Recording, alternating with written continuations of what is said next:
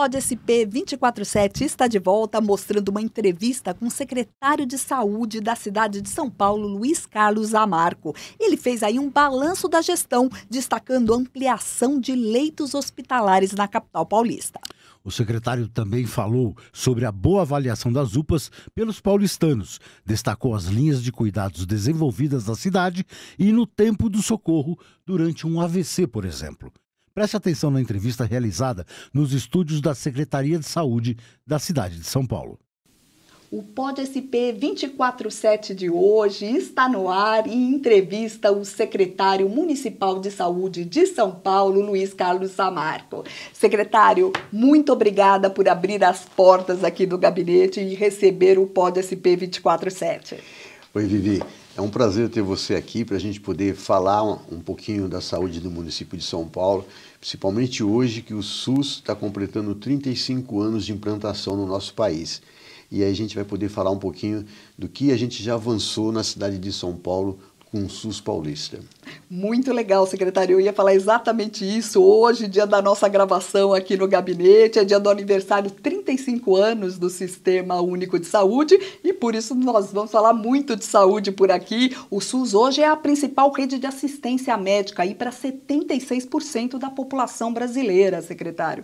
E a gente vai detalhar nessa entrevista, como o senhor mesmo já falou, o trabalho da prefeitura na área de saúde, que pelo 5º ano consecutivo é o melhor serviço público de São Paulo. Então, vamos falar um pouquinho sobre isso. A aprovação é muito alta, 75% de aprovação nas UPAs, né? E se o serviço funciona, o público aprova. Nossa opinião, secretário, qual o principal trabalho da prefeitura que garante aí a aprovação do paulistano na área da saúde? O que tem dado certo? Foi a ampliação no número de UPAs?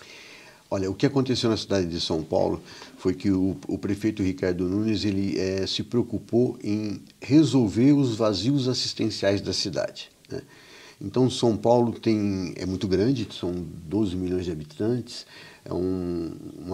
tem a região muito capilarizada de serviços de saúde e a gente precisava ter em regiões específicas, principalmente nas regiões mais vulneráveis, oferecer o serviço de saúde para aquela população, sem ela precisar se deslocar tanto e ter dificuldade de acesso mesmo. Então, a facilidade do acesso foi o que fez a população reconhecer, porque hoje a população tem uma UPA perto da casa dela, ela tem uma unidade básica perto da casa dela, a gente tem serviços de especialidade perto das casas das pessoas, então a gente colocou vários serviços em todas as regiões da cidade e principalmente focando nas regiões mais vulneráveis, porque a cidade cresceu muito e durante muito tempo o serviço de saúde não cresceu na mesma velocidade. E, secretário, eu queria que o senhor explicasse para a gente como funciona aí o protocolo, linha de cuidados da Prefeitura de São Paulo, que na verdade ajudou muito aí o serviço de saúde chegar próximo à população, que é o que interessa, né? Esse acompanhamento aí dentro da casa da pessoa, dentro das famílias. Então, quando a gente, no primeiro momento, nós fizemos várias unidades de saúde, né? Saímos aí de um pouco mais de 450 unidades básicas de saúde para 479, estamos construindo ainda mais 25, saímos de 3 UPAs, fomos para 34 UPAs e estamos construindo mais 11, vamos chegar a 45 UPAs na cidade de São Paulo.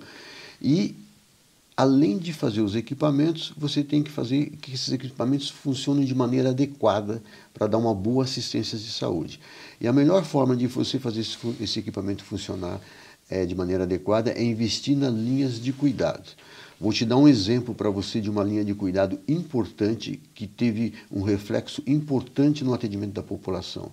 O paciente, as doenças crônicas não transmissíveis são a principal causa de comorbidade na cidade de São Paulo e a principal causa de óbitos, né? E a gente fez o que na cidade de São Paulo? Hoje qualquer pessoa que conhece o nosso serviço, que tem um parente que teve um infarto, pode ter presenciou isso.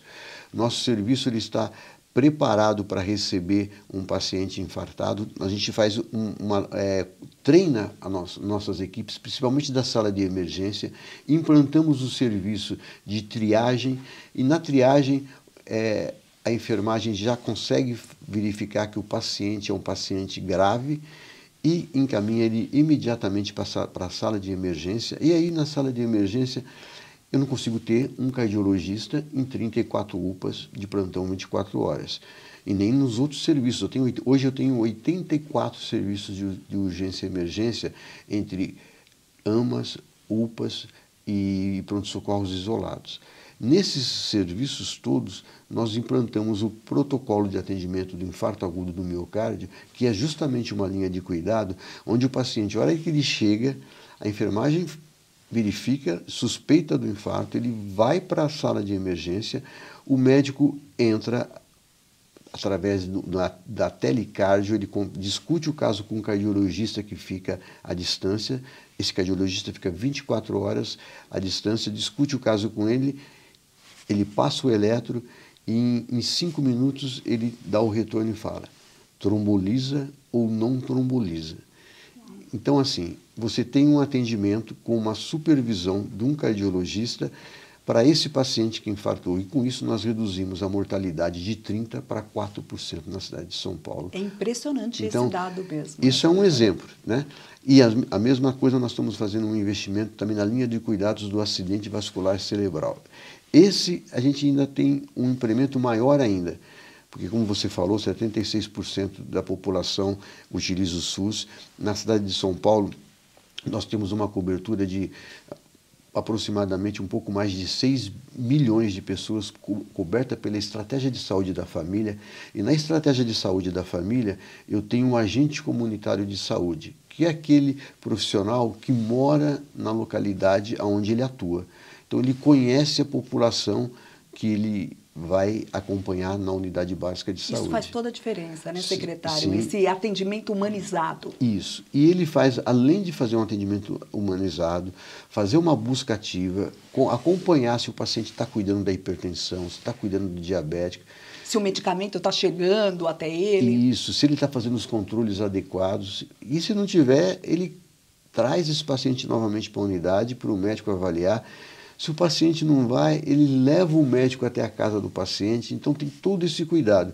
Mas também faz um trabalho de orientação. E quando eu falo de orientação, é uma coisa bem ampla, falando de todas as patologias. Aí você fala da vacinação, você fala do cuidado da hipertensão, você fala do cuidado da diabetes e fala do cuidado que ele tem que ter quando um paciente, por exemplo, passa mal. Todos nós, né?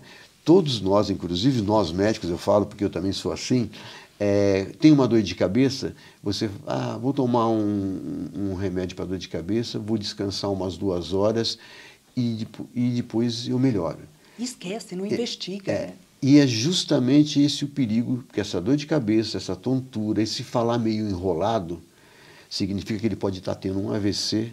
E se o AVC for isquêmico, eu tenho 4 horas e meia para fazer uma intervenção segura para que ele saia desse quadro sem nenhuma sequela.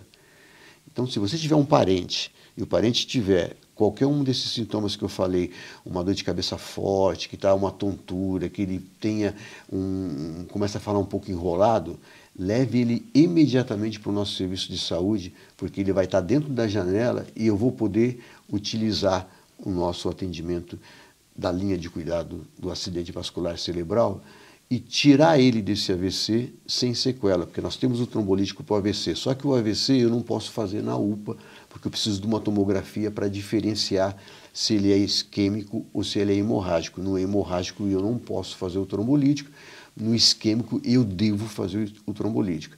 E aí, quando ele chega na UPA, passa por essa triagem que nós falamos, a enfermagem identifica que ele é um caso suspeito de AVC, ele imediatamente é encaminhado para um hospital que é referenciado a essa UPA, vai de vaga zero.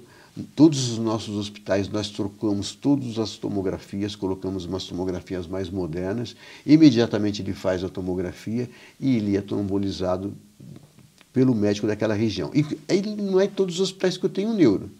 Como é que eu faço isso? Nós temos também uma equipe de neuro à distância que fica 24 horas dando um suporte para todos esses hospitais.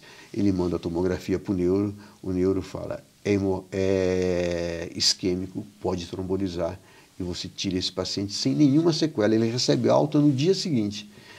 Se ele passar dessa janela, aí ele vai, infelizmente, a gente não consegue mais ter o mesmo resultado.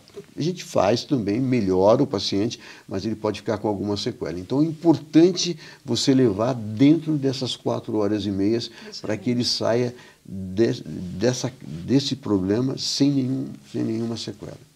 Secretário, ainda nessa linha de cuidados com a população, um grande passo aí da Prefeitura de São Paulo foi a criação dos centros TEA, né? De apoio às pessoas portadoras aí do transtorno do espectro autista, né? E é importante, principalmente, para as famílias também, né? Para a mulher é uma rede de apoio aí fundamental. Queria que o senhor detalhasse um pouco sobre as atividades dentro do Centro TEA. O Centro TEA, ele está ligado à Secretaria da Pessoa com Deficiência, não é nosso da Saúde, certo, mas faz uma grande, mix, né? um grande apoio para os nossos pacientes. Claro. Porque os pacientes hoje com TEA aumentaram muito, a demanda aumentou muito. E o que a gente fez na saúde para poder atender essa população, que nós estamos fazendo, inclusive? Se você for esperar um neurologista para atender todos os pacientes com TEA, com o aumento de demanda que tem muitos pacientes que vão ficar muito tempo aguardando esse atendimento. Então, hoje, a porta de entrada para um paciente com suspeita de TEA é a unidade básica de saúde.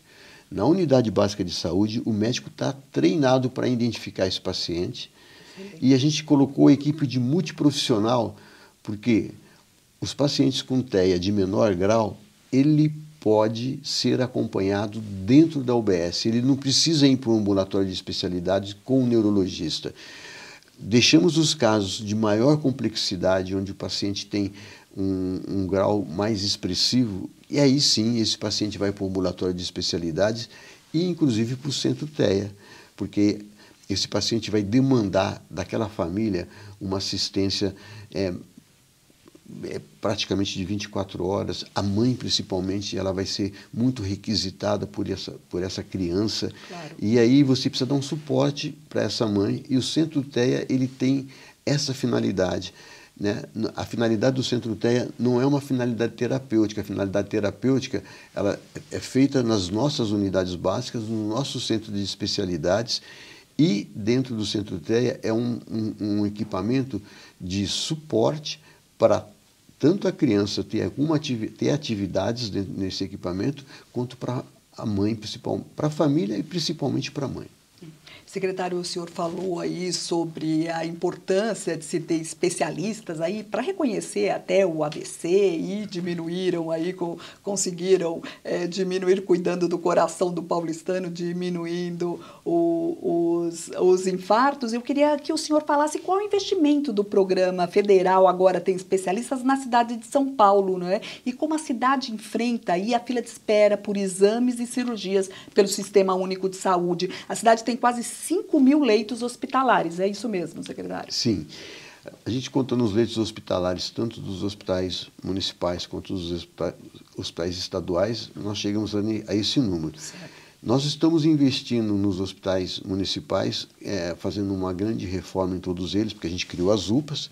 Quando você cria as UPAs, você coloca 900 leitos de urgência e emergência adequado para esses pacientes. Então, são pacientes que você tirou dos corredores dos hospitais e colocou num leito de atendimento, com atendimento e suporte, retaguarda médico e de equipamentos.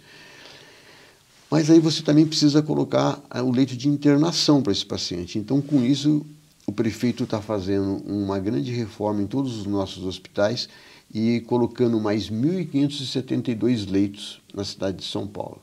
Então, isso vai dar um suporte muito grande para nossas UPAs, para você continuar na linha de cuidados, que é aquilo que a gente estava falando até agora, que nós falamos de 2 linhas de cuidado, mas a gente tem várias outras linhas de cuidado da cidade de São Paulo, e a gente precisa o paciente precisa entrar no serviço de saúde, ele precisa ter um hospital e depois ele receber alta e ter os centros que ele vai ser acompanhado, ou um ambulatório de especialidade, ou num centro de reabilitação, ou num centro de dor, ou num CAPS, enfim, dependendo da patologia que ele tiver, ele vai ter o local adequado para ele ser encaminhado. Aí na cidade de São Paulo a gente fez esse aumento e de investimento que a gente teve aqui do governo federal, ele ainda está ele não deu um valor para nós ainda, né? O governo federal está utilizando as emendas federais para poder fazer alguns contratos com hospitais e clínicas privados para oferecer esse serviço. Mas ainda nós estamos conversando, né? A gente colocou as nossas... Por favor, o senhor esteja cobrando. Nós colocamos as nossas necessidades, né? Claro. A gente já colocou aquilo que a gente já conseguiu avançar, mas tem muita coisa que a gente precisa realmente de ajuda para poder, né? São Paulo, teoricamente, os municípios são responsáveis pela média e a baixa complexidade. A alta complexidade seria dos outros entes federativos. Certo. Como São Paulo é muito grande, tem 12 milhões de habitantes, e a complexidade também é grande na cidade de São Paulo, o município investiu também na alta complexidade, né? Nós somos, acho que provavelmente, o único município que tem um hospital de oncologia custeado com recurso municipal, né?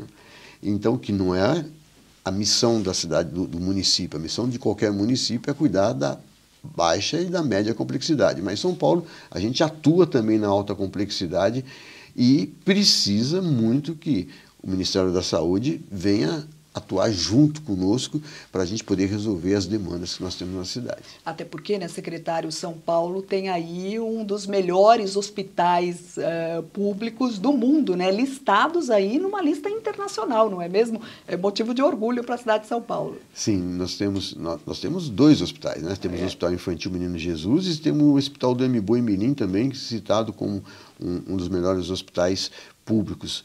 E o que é importante aqui na cidade de São Paulo, que eu sempre falo, São Paulo, ele atrai as pessoas para cuidar da saúde. Isso não só na medicina pública, na medicina privada também.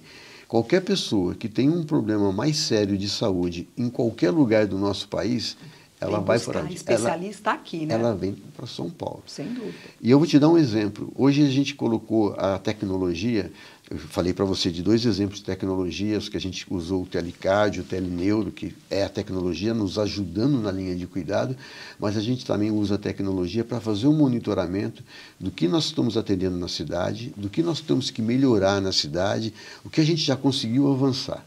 E o que, assim, foi uma grande surpresa, porque a gente já tinha a noção disso, mas a gente pôde comprovar isso no ano de 2024, porque São Paulo tem 12 milhões de habitantes. 70%, como você falou, dependente SUS. Então, se você colocar 70% de 12 milhões de habitantes, vai dar mais ou menos aí uns 8 milhões de habitantes. E no ano passado, nós fizemos um monitoramento de todas as pessoas que foram atendidas na cidade de São Paulo. E foram 14 milhões de CPFs. Puxa vida. Então, 6 milhões de CPFs não eram da nossa cidade. E foi com recurso nosso, tanto recursos que nós temos de orçamento, quanto de recursos de saúde e até recursos que a gente recebe de ajuda. Então, quando o Ministério está ajudando a cidade de São Paulo, ele não está ajudando a cidade de São Paulo, ele está ajudando o Brasil, porque o Brasil cuida da sua saúde aqui na nossa cidade. Isso é fundamental. E, secretário, São Paulo está enfrentando aí uma guerra contra o mosquito da dengue. Eu queria que o senhor detalhasse aí quais são as ações de enfrentamento à doença. O ano passado, 2024, a dengue foi um problema de saúde no Brasil inteiro e na cidade de São Paulo não foi diferente. E aí nós fomos pioneiros em várias ações de combate à dengue. Colocamos o drone na cidade de São Paulo, que é uma inovação. E por que o drone na cidade de São Paulo era importante? Cidade grande, com várias construções que o agente não tem acesso para entrar nas construções, inclusive construções de alto nível, casas com piscina que estão fechadas. A piscina é um criadouro da dengue se ela não tiver a água cuidada. E você, às vezes, não tem o acesso para o dono dessa casa, o dono de um edifício, por exemplo. Você pega um edifício aqui, inclusive no centro da cidade, edifícios que estão aí fechados e a água fica parada em cima da laje, é um criador de dengue. E com esses drones a gente vai até esses locais e coloca o larvicida e você vai eliminando os criadores de mosquito. Começamos a fazer isso ano passado. colocamos na cidade de São Paulo mais 90 carros, nós estamos com 96 carros que faz a nebulização na cidade toda e 200 nebulizadores individuais. São agentes nossos que andam com nebulizadores nas costas e na região que ele trabalha, ele vai nebulizando, principalmente naqueles locais onde a gente tem casos confirmados. Então, mas como ano passado a gente teve casos confirmados na cidade inteira, nós fizemos isso em todas as ruas da cidade e continuamos mantendo essa atividade nesse ano. E o resultado foi aquele que nós vimos esse ano, né? O estado de São Paulo inteiro teve problema com a dengue em 2025 e a cidade de São Paulo, a maior cidade da América Latina, conseguiu passar. Tivemos casos, mas comparados com o que aconteceu nas outras cidades, foi um número insignificante.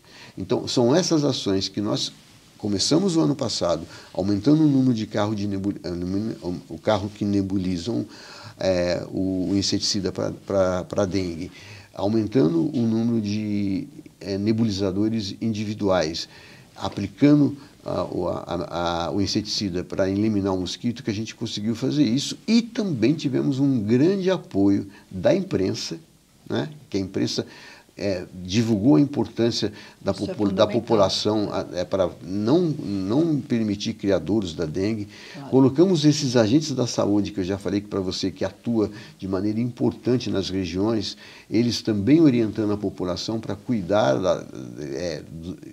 da sua casa, para evitar locais que sejam criadouros.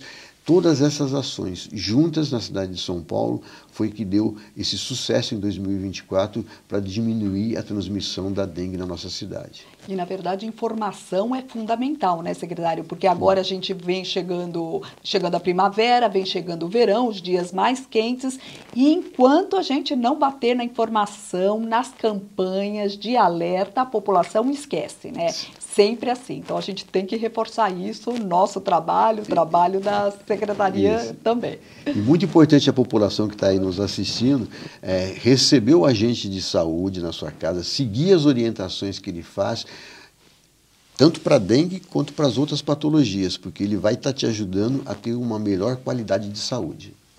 Secretário, nosso tempo está encerrando, eu queria muito agradecer você ter aberto aí o gabinete da Secretaria de Saúde para receber o Pod SP 24/7. Muito obrigada. Eu que te agradeço a oportunidade, Vivi, e essa oportunidade da gente estar divulgando para a nossa população essas ações de saúde que é para a melhoria da qualidade de vida de todas as pessoas da nossa cidade. Muito obrigado. Sem dúvida, de toda a cidade e de todo o Brasil, como o senhor mesmo citou. É verdade. Mais uma vez, muito obrigada. Obrigado a você. Esse foi o Pod SP 24/7 de hoje, conversando com o secretário de Saúde da cidade de São Paulo. Muito obrigada pela sua companhia e eu te aguardo na próxima edição. Até mais.